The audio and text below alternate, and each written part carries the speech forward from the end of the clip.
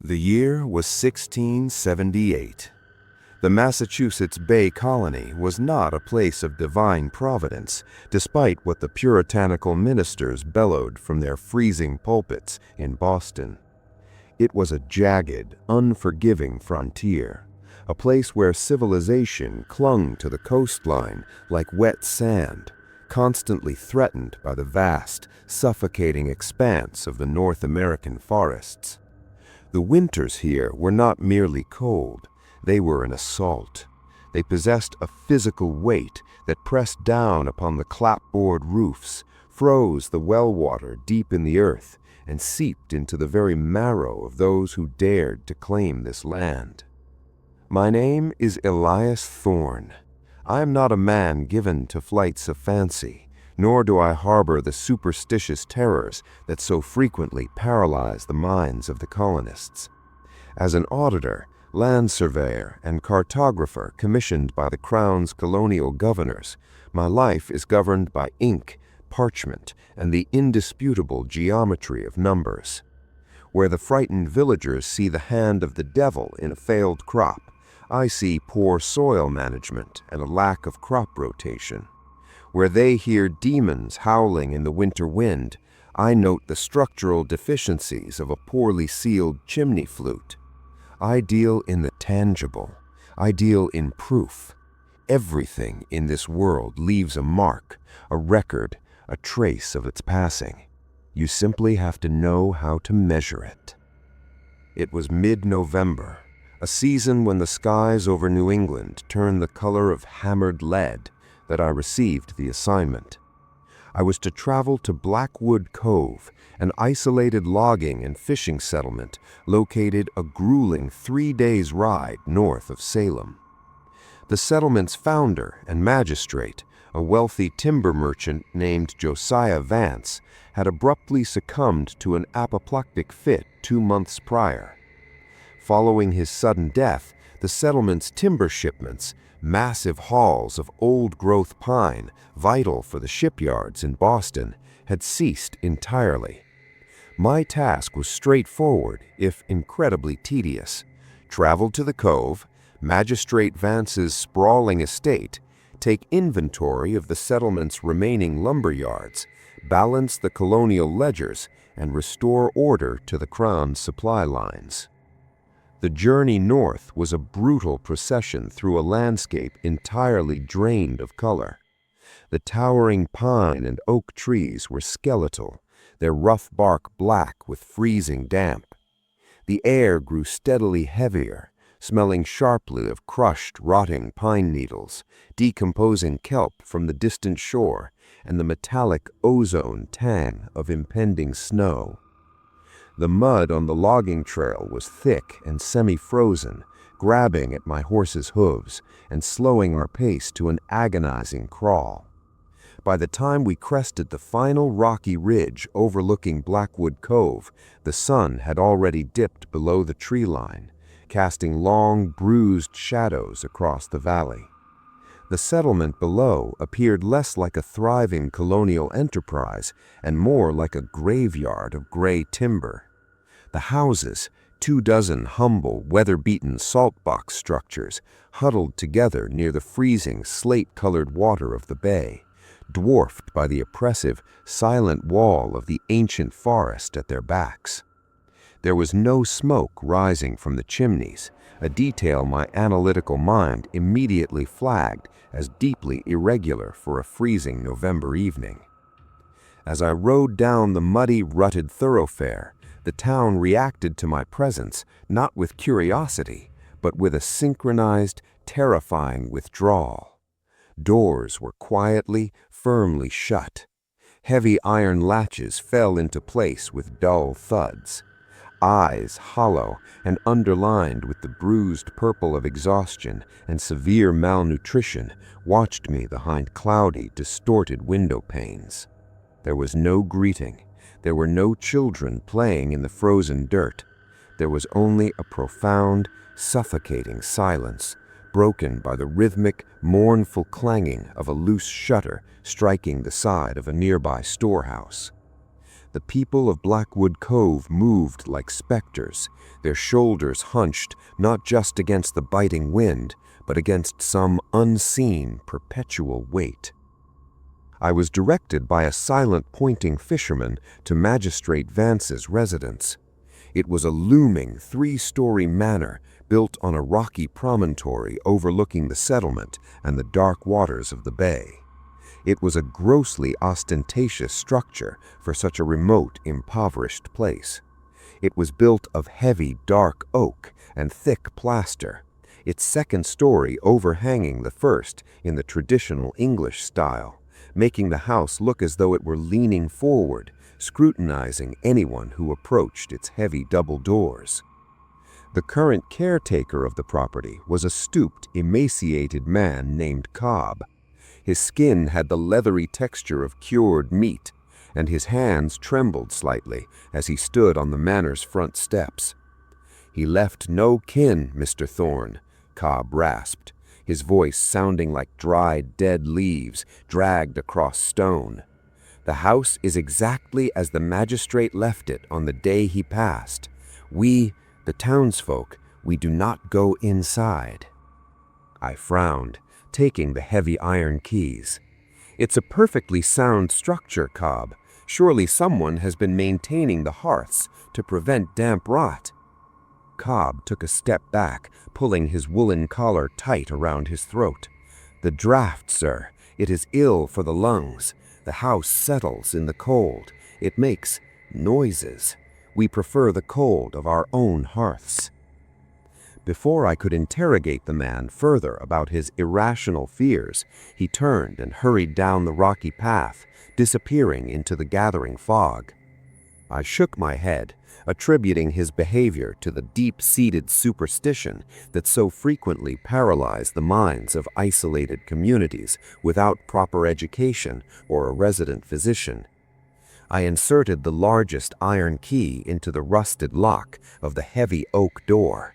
It turned with a harsh, grinding screech, and I pushed my way into the manor of Josiah Vance. The air inside was startlingly cold, colder, it seemed, than the winter air outside. It held the distinct, stagnant scent of a tomb, damp stone, old beeswax, cold smoke, and a faint, powdery smell of decaying paper. Dust motes lazily drifted in the weak gray light that filtered through the leaded glass windows, disturbed for the first time in months by the opening of the door. I moved methodically. I am a creature of habit, and order is the only defense against chaos. I immediately located the magistrate's ground-floor study, a sprawling room lined from floor to ceiling with heavy glass-fronted bookshelves and dominated by a massive, claw-footed mahogany desk. I set down my leather satchel, unpacked my drafting compass, my brass rulers, and my specialized measuring tapes, and a fresh bundle of goose-quill pens. I spent the next 2 hours meticulously inspecting the room, checking the flue of the stone fireplace for blockages before lighting a modest fire. The wood was old and dry, catching quickly, but the heat seemed to stubbornly refuse to radiate more than a few feet from the hearth, swallowed immediately by the cavernous, freezing room. After the fire was established, I turned my attention to the mahogany desk. It was perfectly organized. Stacks of leather-bound ledgers, property deeds, and colonial tax records were aligned with unnatural precision. Josiah Vance, it seemed, shared my appreciation for immaculate record-keeping. I pulled the master ledger toward me, untied the leather binding string, and opened it to the first page. The parchment was thick and high quality. The ink was dark, and the penmanship was tight, aggressive, and highly controlled. I dipped my quill into my inkwell, prepared a fresh sheet of paper to begin my tallies, and set to work.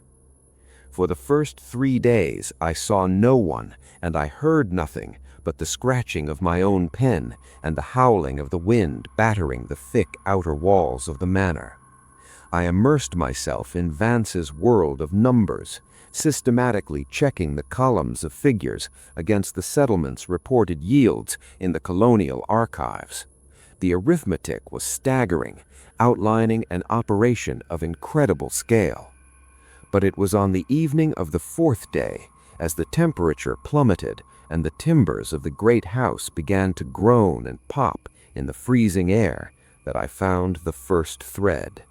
It was a tiny, easily overlooked discrepancy in the margins of a labor roster, a thread that once I began to pull would unravel a reality far darker and far more terrifying than any ghostly superstition whispered by the terrified villagers outside my window. The anomaly did not announce itself with a ghostly wail or a slamming door. It revealed itself in the quiet, indisputable language of mathematics. The wind off the Atlantic had intensified by the evening of my fourth day in the manor, battering the thick outer walls with a rhythmic, concussive force.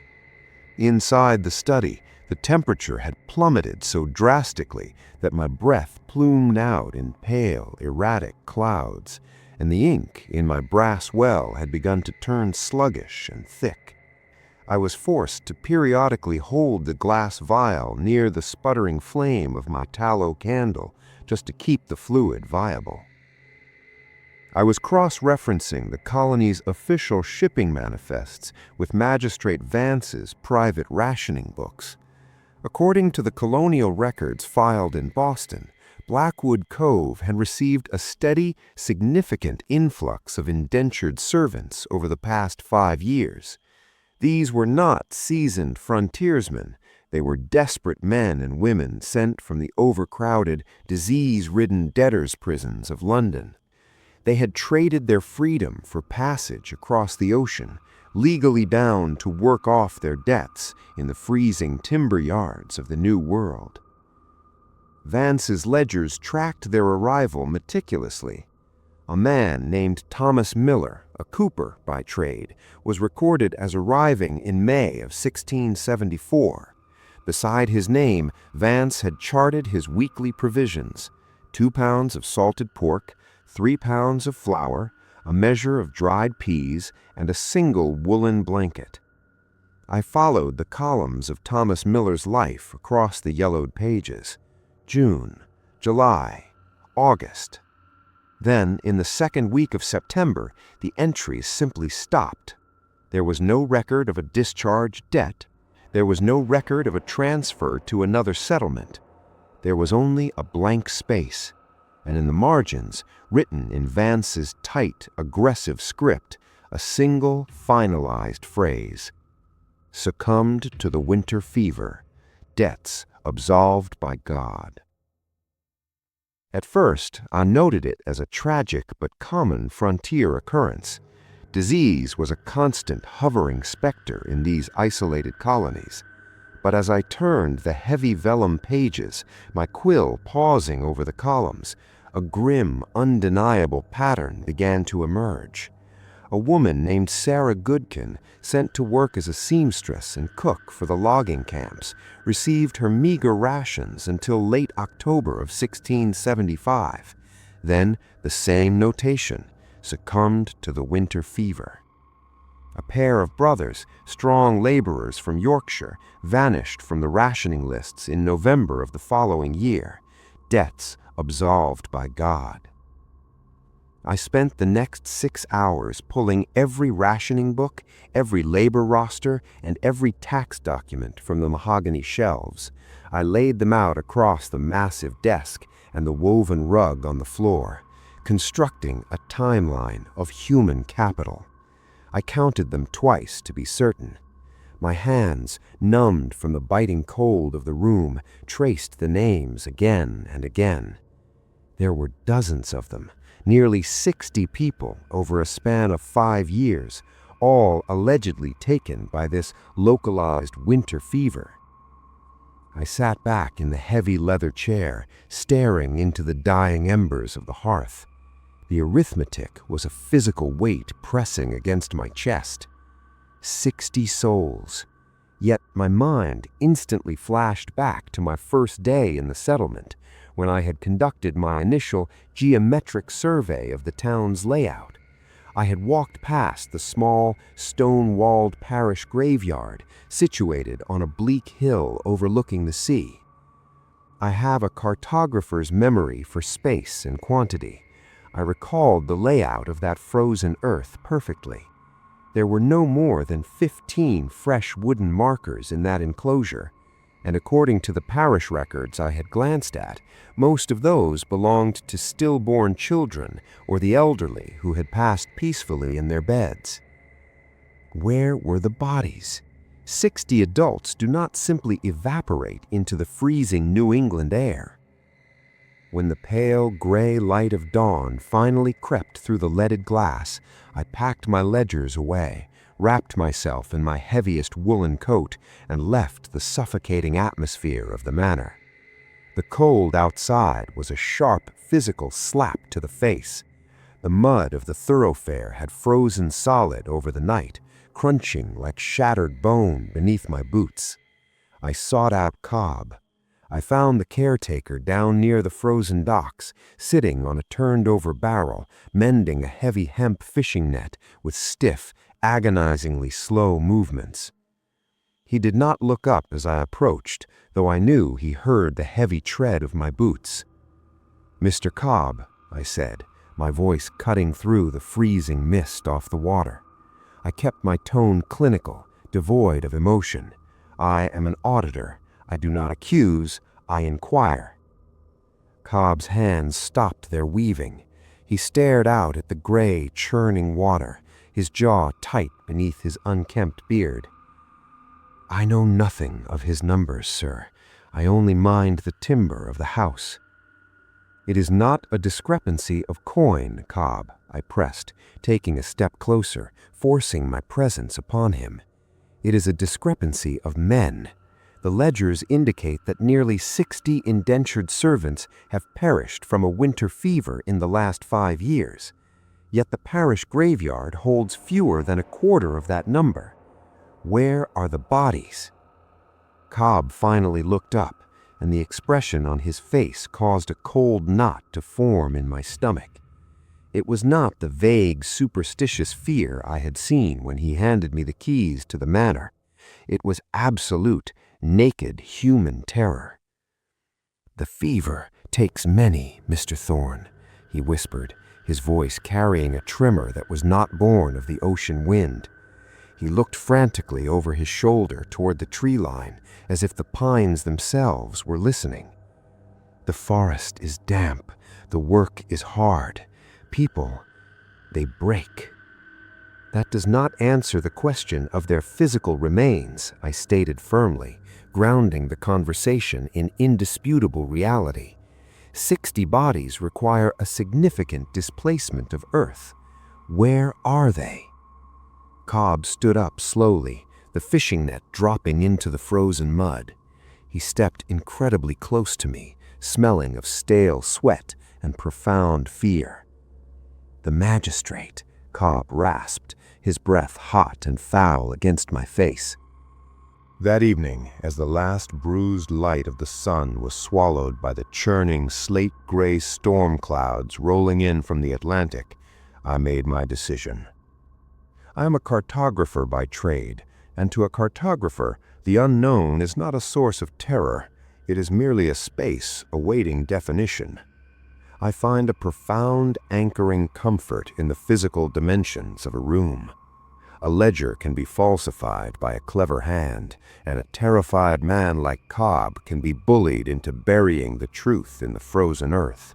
But timber, stone, and the inviolable laws of geometry do not lie. If Magistrate Josiah Vance had constructed a web of deceit, I would map the very threads. I retrieved my heavy canvas measuring tape, a weighted brass plumb line, my drafting compass, and a large, unblemished roll of thick vellum from my leather satchel. I lit a secondary oil lantern, adjusting the wick until it burned with a steady, stark white light that pushed back the creeping shadows of the study. I began my work on the ground floor, proceeding with a methodical, unhurried precision. The house was utterly silent, save for the violent wind rattling the heavy window frames in their casings and the occasional settling groan of the ancient oak joints. The air was thick, carrying that persistent, dry scent of coal dust and old ash. I measured the length and width of the study, noting the exact placement of the load-bearing walls and the deep, recessed stone of the hearth. I moved out into the grand entryway, stretching my canvas tape across the freezing floorboards, calculating the run and rise of the main staircase. I charted the formal dining room, the scullery, and the sealed winter kitchen. Every dimension, every alcove, and every structural support was painstakingly recorded in my field notebook. It took me precisely 2 hours to map the ground floor. I then ascended the heavy wooden staircase to the second floor. The temperature up here was noticeably lower, the air biting sharply at my exposed fingers as I worked. I paced out the dimensions of the 3 guest bedrooms, all of them devoid of furniture, smelling faintly of lavender and disuse. Finally, I entered the master suite, Vance's private quarters. It was a cavernous room, dominated by a heavy 4-poster bed draped in dusty velvet. I ran my tape from the external sea-facing wall to the interior wall that ran parallel to the main hallway, 20 feet deep. I measured the width, 10 feet across. I noted the verticality of the chimney breast to ensure it aligned perfectly with the study directly below. To be absolutely thorough, I climbed the narrow, steep stairs to the 3rd-floor attic. It was an oppressive, low-ceilinged space where the indentured servants would have theoretically slept, though the thick, undisturbed layer of gray dust and cobwebs suggested no one had inhabited this space for years. I quickly confirmed the pitch of the roof and the external dimensions, then hurried back down to the relative warmth of the study. It was shortly after midnight when I unrolled the large sheet of vellum across the mahogany desk, anchoring the corners with heavy brass paperweights. I trimmed my quill, dipped it into the black ink, and began to draft the formal floor plan. For an hour, the only sound in the manor was the scratching of my pen and the soft hiss of the dying fire.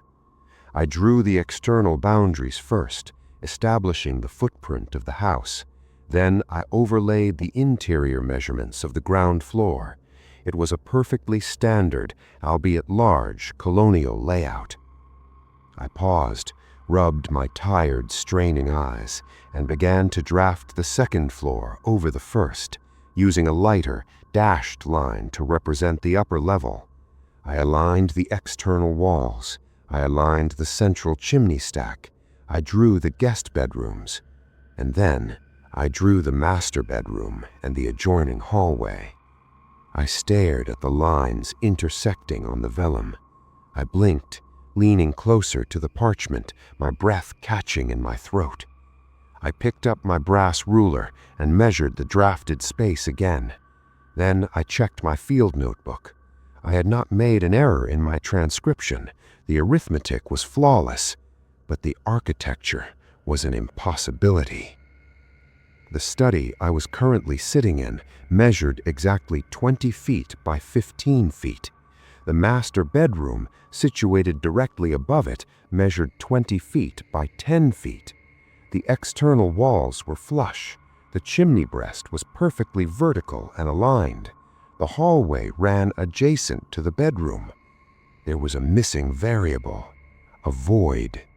According to the unyielding laws of geometry resting on the desk before me, there was a blind space, a 5-foot gap running the entire 15-foot length of the 2nd floor, sandwiched directly between the interior wall of the master bedroom and the oak paneling of the main hallway. It was a parasitic volume of space, completely unaccounted for, possessing no doors and no windows. A cold, heavy dread, far more potent than the winter chill, settled into the pit of my stomach. I stood up slowly, my chair scraping loudly against the floorboards. I grabbed the heavy iron candelabra from the desk, the 3 tallow candles casting long, wavering, monstrous shadows across the plaster walls. I left the study and climbed the stairs to the 2nd floor, my heart hammering a slow, heavy rhythm against my ribs. The hallway was freezing, bathed in an impenetrable, suffocating darkness that seemed to actively consume the weak yellow light of my candles. I walked slowly to the section of the wall that ran parallel to the master bedroom. It was paneled in beautiful, dark, vertical strips of imported oak, decorated with intricate hand-carved rosettes.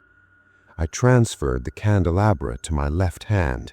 With my right, I balled my hand into a fist and struck the heavy wood. Thud. The sound was flat, dead, and utterly unyielding. Solid timber, backed by solid lath and plaster. I moved 2 feet to my left, tracing the invisible geometry from my map, and struck the wood again. Thud. Solid. I moved another 2 feet, stepping directly into the center of the hallway, aligning myself with the very heart of the blind space. I raised my fist and struck the oak paneling. Thwack. The sound was profoundly different. It was hollow. It resonated with a faint, empty echo that seemed to vibrate through the wood and directly into my bones. I set the heavy iron candelabra down on the floorboards, the shadows leaping frantically up the walls. I pressed both of my hands flat against the freezing wood, running my fingertips slowly down the seams of the oak paneling. It was masterful carpentry, entirely seamless to the untrained eye. But a man who relies on perfection will always leave a mechanical flaw. My right index finger found a slight, unnatural depression cleverly concealed within the center of a carved wooden rosette, about the height of a man's waist. I pressed my thumb against it and pushed with all my weight. There was a sharp, rusted metallic click in the silent, heavy air of the manor. It sounded as loud as a musket shot. The heavy oak panel shuddered. Then, on hidden, well-oiled hinges, a section of the wall swung slowly inward, releasing a trapped pocket of air into the hallway. The smell hit me with the physical force of a blow. It was an exhalation from the grave. I instantly violently retched, staggering backward and throwing my arm over my nose and mouth. It was a thick, stagnant miasma of copper, dried urine, rotting straw, and a deep, stale despair that had been fermenting in the dark for months. Fighting the urge to vomit, I picked up the heavy iron candelabra with a trembling hand and stepped over the threshold, crossing from the world of the living into the void. It was a claustrophobic chamber, exactly as my map had predicted, roughly 5 feet wide and 15 feet long. There was no source of natural light. The walls were not finished oak or plaster. They were raw, rough-hewn pine boards, bristling with splinters. In the far corner sat a simple wooden bucket. Beside it lay a thin, heavily soiled mattress of ticking stuffed with straw, dark with unspeakable stains. But it was the walls that made my blood run entirely cold, paralyzing me where I stood. Every single inch of the raw pine boards, from the baseboards up to about the height of a man's chest, was covered in desperate, frantic scratch marks. They were gouged deeply into the timber, chaotic and overlapping. It was the undeniable, horrifying work of human fingernails trying to claw through solid wood. And embedded within the deep grooves of the splintered pine were dark, rust-colored smears, the dried blood of broken fingers. In the exact center of this tomb, sitting perfectly squared on a small wooden milking stool, was a heavy, black leather-bound book. I approached it, the candlelight dancing wildly over the blood-stained walls. I recognized the binding. It matched the ledgers downstairs perfectly.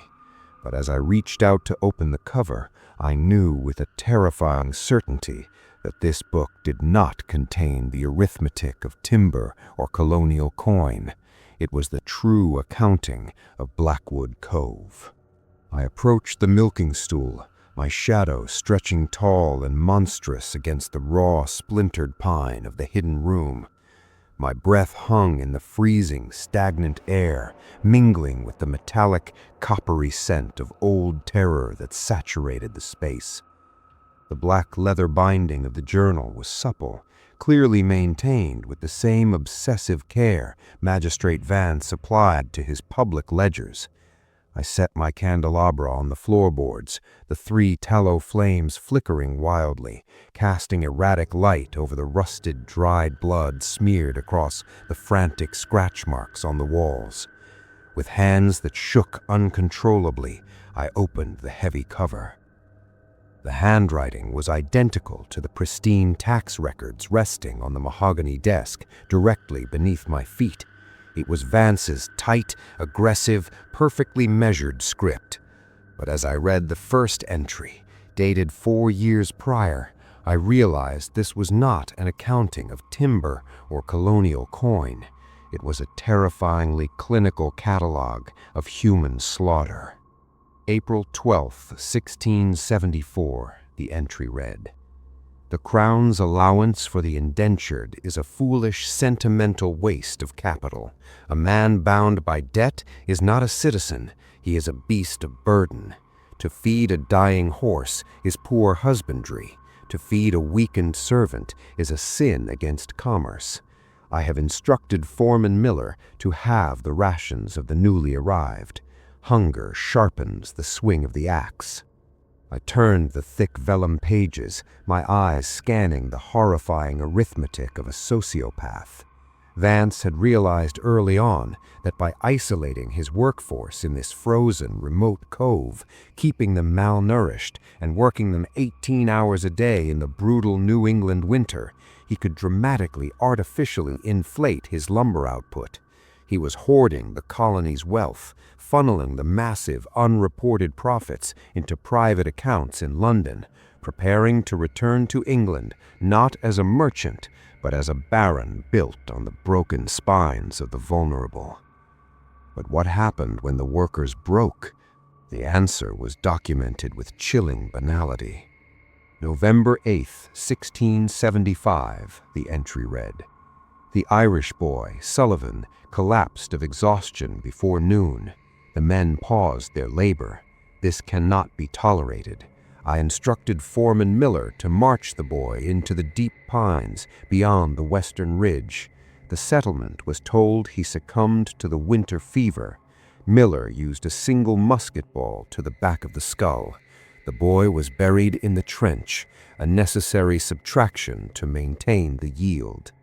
There was no fever. The miasma Cobb had spoken with such absolute terror was nothing more than the systemic, calculated murder of 60 human beings. When a servant became too weak to haul a log, they were not given medical care or a warm hearth. They were marched into the dark, silent forest, executed, and buried in mass, unmarked graves beneath the very ancient pines they had been forced to fell. I felt a cold sweat break across my forehead, stinging my eyes. The sheer scale of the corruption was staggering.